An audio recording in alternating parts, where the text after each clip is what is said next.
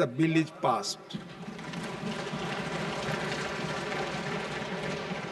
Honorable members, now the next bill, the Bharatiya Vayuyan Vidheyak 2024. Shri K. Rammohan Naidu ji to move a motion for consideration of the Bharatiya Vayuyan Vidheyak 2024. Sir, I rise to move the bill on Bharatiya Vayuyan Vidheyak 2024 to be taken into consideration of the House. If you want to speak a few lines, I'll speak a little bit on this, sir. Thank you very much, Deputy Chairman, sir, for giving me the opportunity to introduce this bill. In fact, this bill has been passed by the Lok Sabha in the last session with a lot of good faith and a positive energy. And I bring it with the same kind of energy to the Rajya Sabha, and I expect the same kind of support and cooperation from all the members here. And I would like to go a little bit into the brief of the whole Bharatiya Vayuyan Vidheyak, the act that we are bringing, the bill that we are bringing here. And if you look at civil aviation and how it started in India, in 1911, the first India Aircraft Act has been brought in the pre-independence era by the British. And at that time, the whole airspace was being monitored by this Indian Aircraft Act. And in 1919, there was a convention. There was an international convention for regulation of aerial navigation in 1919. And once that convention was done, and it was including 27 countries, including India, at that time there was a requirement for us to amend our bill a little bit. And once that convention was done in 1919, another act was brought in, which was the Indian Aircraft Act in 1934, which took into account all the discussions that happened during that convention. And after that, in 1944, there was the Chicago Convention. And the Chicago Convention promulgated another body, which was the International Civil Aviation Organization. That became the premier body, which is still existent till now. And it consists of 193 member states. And these 193 member states, they cooperate together and they share their skies to their mutual benefit, promoting sustainable growth and socio-economic prosperity wherever these aircrafts fly. So right now, the International Civil Aviation Organization is the body which kind of suggests all the member countries on how to regulate the airspaces and how to cooperate with each other, how to navigate from one place to another. These are some of the recommendations based on discussion with these 193 countries. They do it. And while these discussions happen and they keep recommending all the 193 member countries, in our country, India, right from 1934, when the act originated, the existing act which originated, it's already been 90 years. In these 90 years, the act has been amended 19 times. 19 new sections came into place, and 2 sections were repealed. So a total of 21 times the act has been amended. And while the process of doing all these amendments, whenever an amendment came in, everything was put in bits and pieces into the act. Now, what did it lead to? There are a lot of redundancies, a lot of inconsistency, and a lot of disorganization happened within the original act itself. And now the International Civil Aviation Organization, which keeps auditing all the requirements, all the rules, regulations, the acts that any country has, it has recommended to India that why don't you look at your principal legislation once, because there are a lot of activities and a lot of inconsistencies happening. So why don't you come up again so that there is no redundancy happening in the principal act itself? And that becomes the base for us on bringing us this new amendment on new act, which is the Bharatiya Vayuyan Vidheyak. And while we are bringing this act, the purpose, what we have done here is we have organized everything. Now, under Indian Civil Aviation, we have certain bodies. We have DGCA, which is the Director General for Civil Aviation. We have BCAS, which is the Bureau of Civil Aviation Security. AIB, Aircraft Accident Investigation Bureau. And there are central government also which makes its own legislations regarding the civil aviation. So if you look at the new act bill that we have brought in, there are clear sections made for the powers of each of these bodies. So there is a clear demarcation and a clear indication on what each body has to do. And we have entirely organized whatever was there in the earlier act, and we have totally organized it and presented it in a much better manner, which the ICAO also recommended to us in this. And on top of that, as we are talking about civil aviation, I'd like to present the House with some of the statistics also on how the growth has happened in civil aviation in the last 10 years. And I'll talk about it. I'll talk about it. I'll talk about it. Each and every issue regarding civil aviation, I'm willing to discuss on it, but I'll keep my purview regarding the bill in the beginnings. And if you talk about the civil aviation growth figures, after Narendra Modi ji has become the Prime Minister of this country, and you would have heard him constantly say also, when he talks about the Indian growth, he wants the Indian aviation also to assist the growth of India, this thing. And the number of airports, which is staggering number, 74 airports we had in 2014, and no other country in the world has achieved this kind of success where we have doubled from 74 to the almost 157 airports in the country, sir. This is a huge and staggering number, which surprises the best of the countries in the world also. And if you look at the domestic air passenger traffic, what was to be 67 million in 2014, it is 153 million right now, which is more than doubled also. And the number of aircrafts that were there, the fleet size used to be 400 in 2014, and now in 10 years we have made it to 813. This also we have doubled. And there are many other aspects which have doubled, which have improved. I'll talk about it. It has not doubled. Airfares have not doubled, that much I can say right now, and I'll talk about it also. Sir, regarding the growth of civil aviation, I have presented it to you some of the basic stats which give us a look into the industry on how it has improved. But today we are seeing civil aviation as not just the basis of these numbers. We are not saying that when we talk about aviation, it is how many airports we have, how many passengers we are increasing.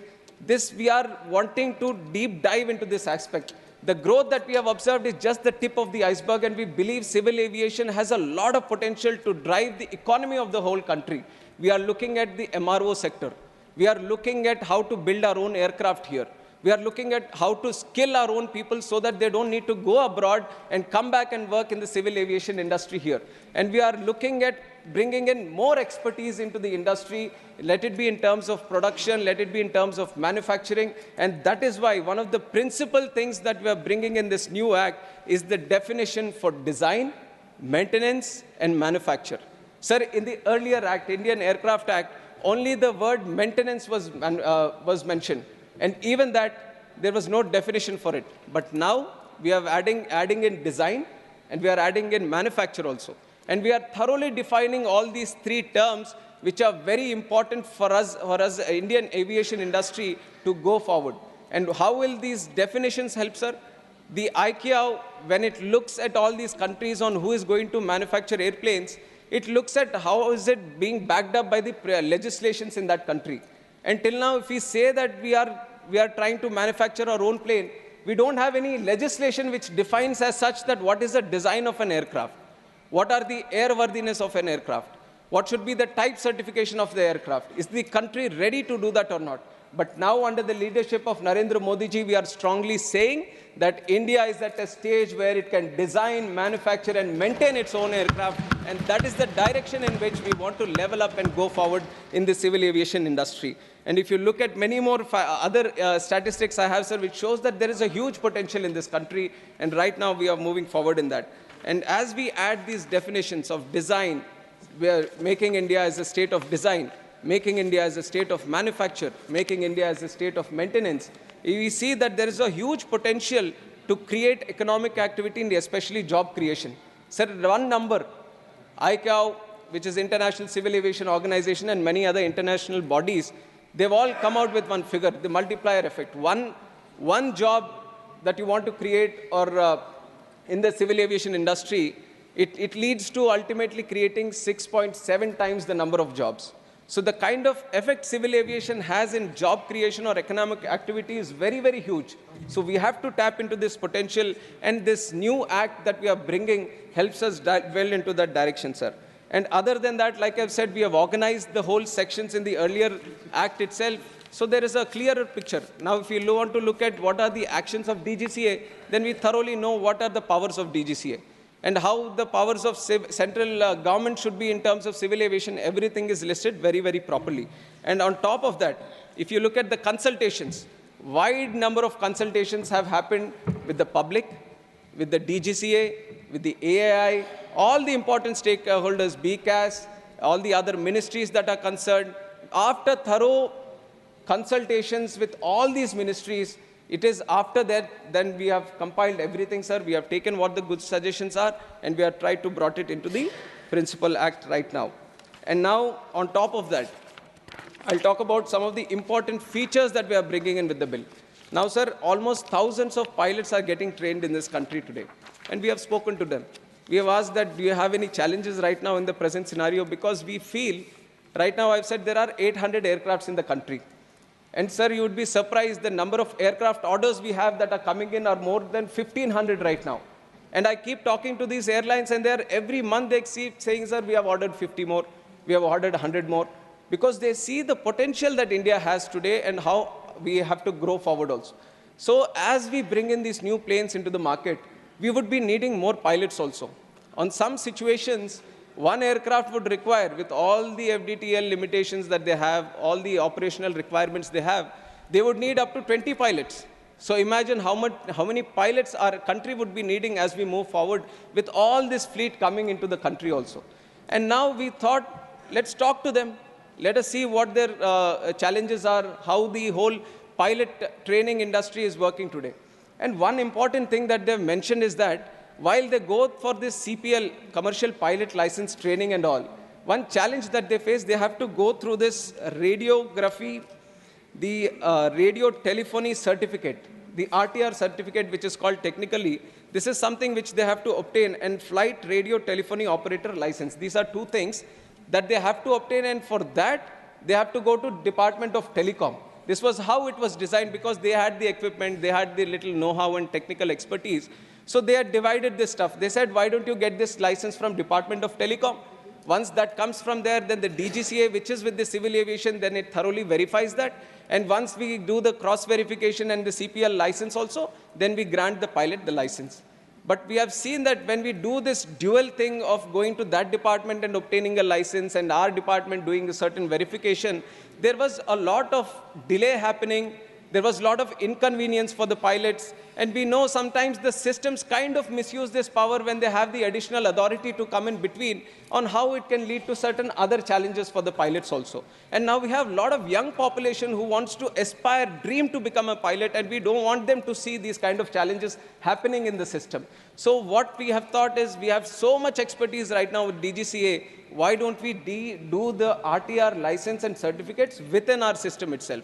So that is the biggest change we have brought in here, where we are not avoiding the DOT right now, and we have the expertise, and we are bringing everything under our wing, under our civil aviation, under our DGCA, and we are letting the pilots not go through the inconvenient process of going through two different departments for obtaining their pilot license.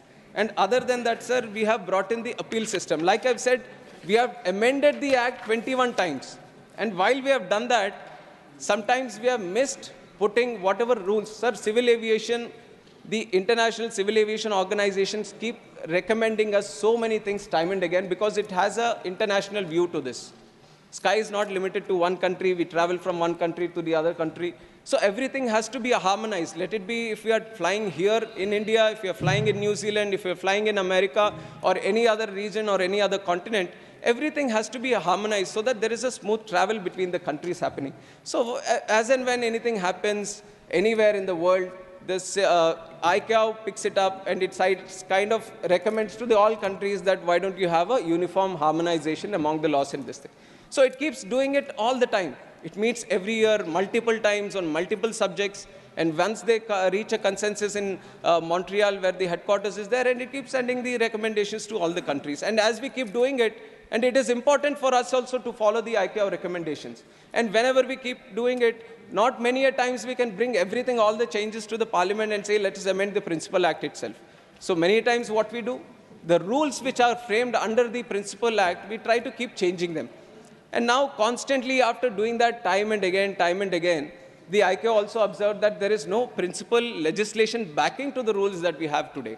So it is very, very important for us to have the principal rules, the backing in the principal legislation itself, so that whenever we make the rules, then when we can say where is the legal sanctity, we can point it out specifically in the Act itself. So that process we have adhered to this time. So whatever rules we are making, we thoroughly understand that the rules are originating from so-and-so clause or so-and-so section in the Principal Act itself. And some problems that we have faced earlier was there was no appeal system also. Whenever the civil aviation, the central government or one of our bodies does any of these um, administrative orders or actions that are taken by the department itself, it doesn't have the principal backing. We are doing it by rules, which is not legally correct also.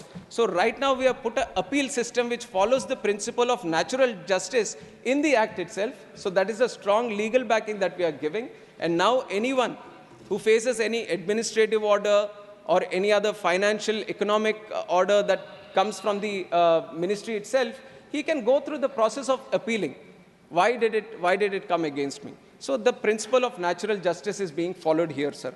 And on top of that, there are some other provisions also in the appeal system. And also there was, when we are trying to have any problem with the pilot or the license, earlier the system was only you can cancel the license.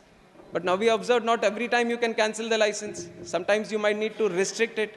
Sometimes you might want to cancel it. So these kind of systems, what we observed, small flaws that were existing in the industry, we tried to pick them up and include it in the act itself. And these are some of the changes that we brought in. And I'm willing to listen to, I'll talk about the other issues once I get all the suggestions and comments from the honorable members, sir. And I'm willing to answer to each and every clarification that I need to give from this. But I request this support and also the cooperation of all the members here. This is a very important legislation that we are doing because we realize that civil aviation, which is the third biggest domestic sector in the whole world. Sir, considering the population, US maybe it's around 35 crores today, and it is the #1 domestic market. And look at our population. And we want more people to travel through air here, which is becoming a reality also under the leadership of Narendra Modi ji. He has brought in the Udan scheme. And everyone should know about this Udan scheme. You would all wonder that we have created. See, creating airports is one challenge. You can spend the capex and you can create an airport. But today with the private airlines, for them to run those routes, it's another bigger challenge. But our Prime Minister, he is a man with a vision and it's a man on a mission, sir. And he has launched in 2017 the Udan scheme. Ude Desh Ka Aam Nagrik, which was very, very specific to connect these underserved and unserved airports of the country. He didn't want them to lie vacant or lie dormant.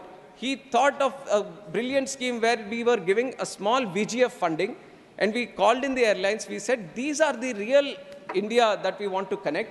And wherever these airports were there, the new airports which were built in many of the unconnected areas which were unconnected through air travel where we have built them, we have said through Udan, why don't you start the routes? And today, a staggering number of 602 routes have been started by Udan, which is a record in itself, sir, in the last 7 years.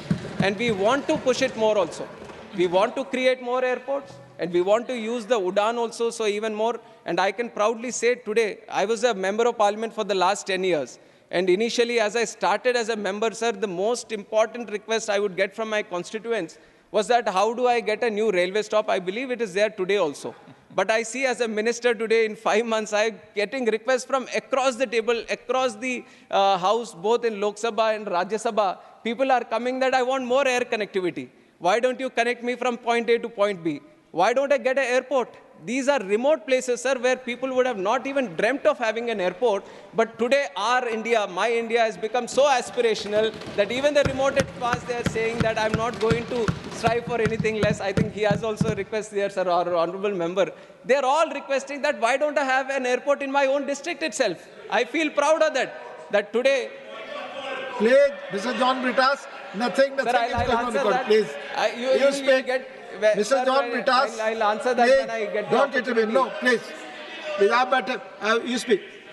Sir, I am willing to answer all those questions. So I'm saying today, the India Nothing has is become going so on record. aspirational that everyone is dreaming and aspiring to have their own airport, and we want to cater to those dreams. We want to build those airports because we feel if we can't do it today, it will become a challenge tomorrow. Tomorrow, the land is going to be a scarcity. Everyone wants to have land, and nobody is parting away with their land also. And tomorrow, it might get even more difficult. For one airport to build, if we want to cater for big, wider aircrafts, we need at least 1,000 acres, sir. And now, today, if we don't start, that is why it is very important to build this infrastructure now. And our Honorable Prime Minister has taken it at the right time, and we have made consistent progress, but we believe that there is a lot more to achieve for us in civil aviation. And with the help of this act, we are going to move into that direction, and we collectively will achieve what I'm saying today, that we will be the #1 domestic civil aviation market in the whole world, and that we are going to achieve. With these comments, I would like to open the bill for discussion. Thank you. Now the motion has been moved. I now call upon the members whose name